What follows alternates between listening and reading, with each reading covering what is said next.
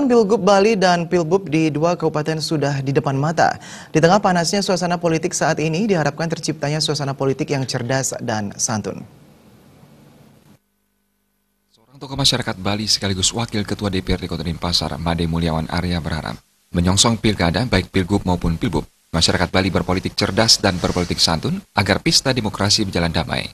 Selain itu, aparat keamanan baik kepolisian dan TNI tetap menjunjung tinggi sikap netralitas dalam ajang pilkada kali ini. Menurut tokoh yang akrab disapa De Gajah ini, tugas kepolisian dan TNI adalah mengamankan pelaksanaan pilkada. Hal yang tidak kalah pentingnya, menurut Mulyawan Arya, perangkat desa di Bali diharapkan tidak terlibat dalam politik praktis.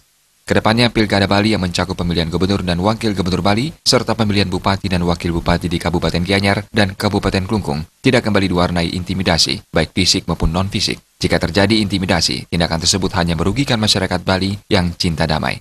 Mulyawan Arya menambahkan, jangan hanya karena mengejar kemenangan, masyarakat Bali dikorbankan dalam perhelatan pilkada yang akan berlangsung pertengahan tahun ini.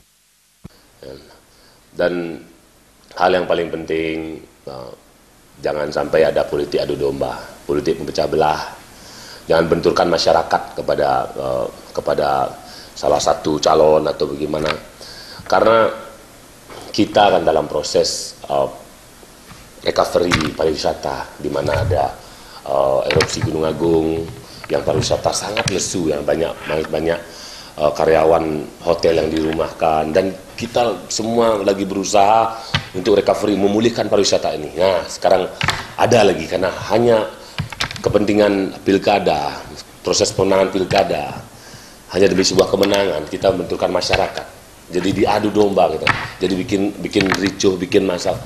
Tolong, agar itu tidak terjadi, saya harap pihak aparat keamanan sangat berperan di sini untuk menanggulangi, untuk melakukan tindakan bagi oknum-oknum yang melakukan intimidasi dan melakukan pemecah belah juga.